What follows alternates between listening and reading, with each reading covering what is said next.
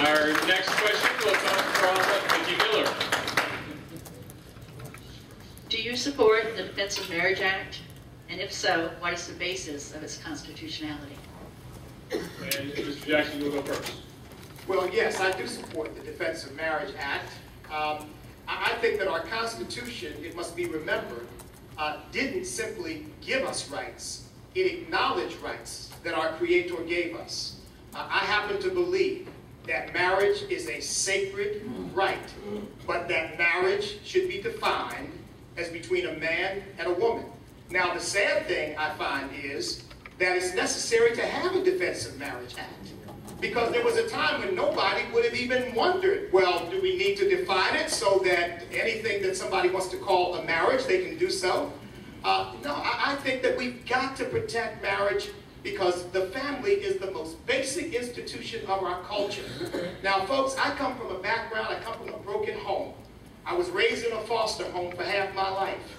A lot of the young people that I grew up with ended up in jail, on drugs. A lot of the young people that I minister to are in similar kinds of situations. The family is the best institution for raising children, and government will never be able to replace it. And we've got to do everything we can to protect the sanctity of the family so that these children can be raised up and become the kind of citizens that will take us into the next century. Delegate Marshall. Apparently, the Obama administration doesn't recognize that portion of the Constitution which allows Congress to regulate recognition of the public acts of the several states between the states because they don't recognize that states exist. Congress can control the interstate recognition of such things, and that's the specific authority for the Defense of Marriage Act. And for any judge to pretend otherwise, they should get an F in constitutional law. I would consider impeaching such individuals. As a matter of fact, when I was in the House of Delegates, I'm still in the House of Delegates. I'm in Richmond right now. No, Richmond, there you go. Capital fever. I put in a statute to alert the judges in Virginia. If you think you're going to declare that two guys can marry each other, we're saying to you, this is an impeachable offense under our common laws. Period. Where did I get that? The laws of nature and nature's God, which Jefferson talks about in the Declaration of Independence, which spells out the purpose of government. The Supreme Court in the 1890s refused to admit Utah as a state into the Union unless they outlawed polygamy. Clearly, the Congress can do this. We have the authority to do this. We have done it. There should be no backing away, and it is a disgrace for Eric Holder not to defend this act. The president is supposed to see that the laws be faithfully executed, not faithfully ignored. Jamie Radtke. Yes, I do. I support the Defense of Marriage Act. I believe that marriage is between one man and one woman. I believe that family is the first institute of government, and it's upon which the whole foundation of society is built. I think that what the real assault on, the assault is the federal government's assault on family. That's where the assault is. And it's not just the definition of marriage where you see the assault on families. It's the assault on everything they do. The federal government literally comes into the four walls of our living room and tells women and husbands what kind of light bulb to put in your house. They tell you how to flush your toilet. They tell parents how to pack, what to feed their kids, what they can and can't feed their kids. You have Orange County, California now that has now said that it is against local ordinance to have a home Bible study in your home.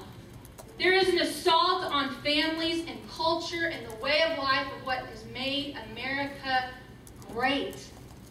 And we've got to draw that line in the sand and tell the liberals that there is going to be no more. No more. We are not going to put up with the assault on family and freedom and the very thing that made us great. And our final answer will come from Senator Allen. Yes, I do support the Defense of Marriage Act for all the reasons that were stated earlier. I do believe that marriage should be between one man and one woman. The reason it's needed is because the acts of different states are given full faith and credit, and this is a way for states to protect the views and values of their state.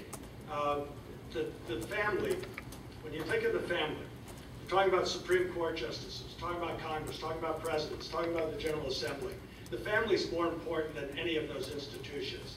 The family's the backbone of our society. It's in families where young people learn the importance of honesty and hard work and education and improving oneself. And so I think it's vitally important that we protect families and make sure that families can survive on their own and not being dependent on the government. I talk to so many families, and I know Susan does as well.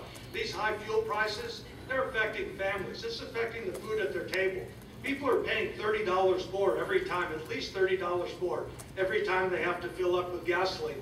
That really hurts folks, generally in rural areas and suburbs where folks drive longer distances. This is a big difference with the other side. The other side puts our energy resources off limits. My view is unleash our American energy resources. Tim came through this cap and trade energy tax scheme that EPA is now putting into effect. You know what that's going to do to families?